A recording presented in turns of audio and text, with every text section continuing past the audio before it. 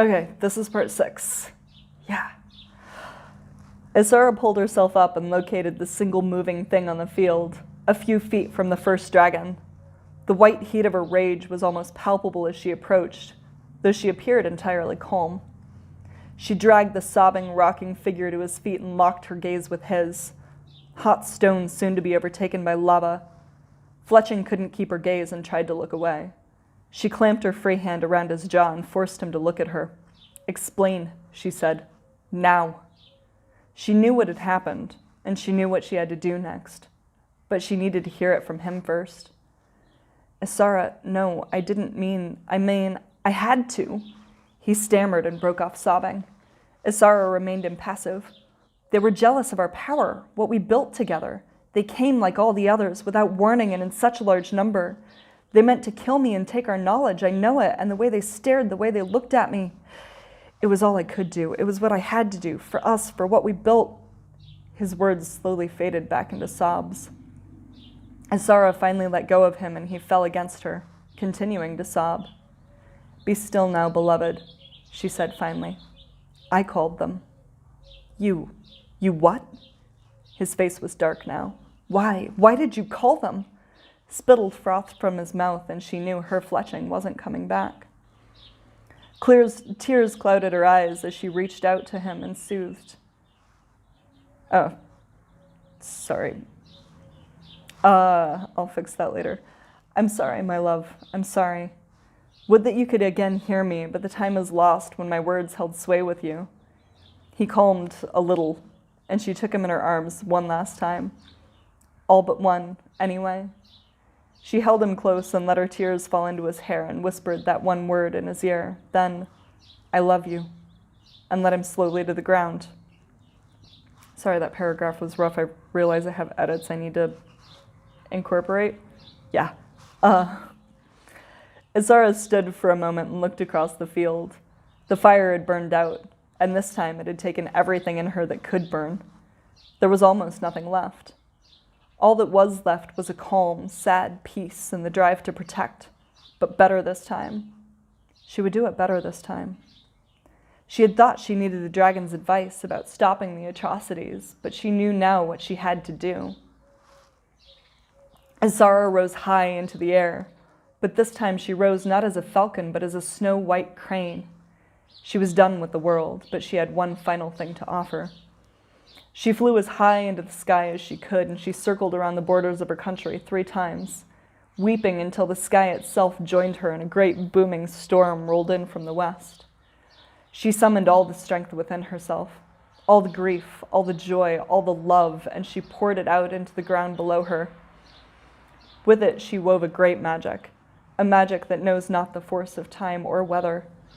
On the 4th pass, just as the first drops of rain touched the earth, something began to emerge from the ground, a broad crystalline structure that slowly heaved itself skyward.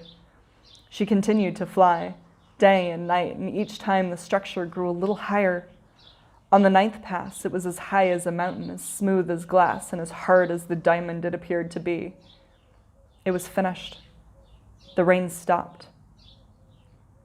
This wall would protect Assara's people from everyone, and everyone from her people. There could be no more war if no one could invade. Her country could now be the place of peace and learning she had dreamed of. They had all dreamed of. Her people would no longer be plagued by tyrants or dragged into wars that had nothing to do with them, or beset by invaders come to test the strength of their magics, or perverted by the few who would hold too much power over the many. Her work was done. Her people no longer needed her, and moreover, if she stayed, her own was the only power that would be left unchecked in the whole of her new country. She could rest now. Finished. Assara flew away from her country, away from her grief, and into the light of serenity. When Linneret came to the field, it was clear what had transpired. She wept for the loss of her brother and the loss of the dragons, and for what she feared was the loss of Assara. She knew that Fletching had become unstable, harsh, paranoid, changed by his use of the word of death in a way that Assara never had been, but Linneret could not have guessed he could have done this. But no one else could have done it. Not even she knew the power that would make a dragon drop from the sky dead. When Assara raised the wall, there was great sorrow, but also great relief. Recent atrocities and the tragedy with the dragons had made everyone fear interactions with the rest of the world, and many longed for tranquility. Linneret laid down her weapons and vowed never to pick them up again. Many others followed her example. Soon after, she too became a crane, though she lasted longer in the world than Assara, and led for many years in Assara's name. She was seen on many occasions keeping the company of a wild crane, though she would say nothing of it, and eventually she too disappeared. Our great wall has stood now for almost 2,000 years, and we have not been troubled by the woes or the ignorance of the outside world since. We have been waiting for the world to weary of conflict and lay down their weapons. Maybe then they will learn to shed the weight. Oh my God. Sorry. Maybe then they will learn to shed the weight of petty disputes and rise to reach us. Maybe today, someone already has. Thus ends the story of Assara.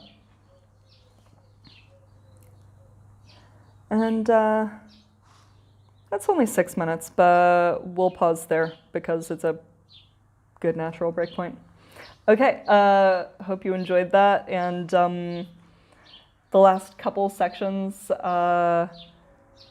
I feel like there's a couple pieces that are still sort of rough.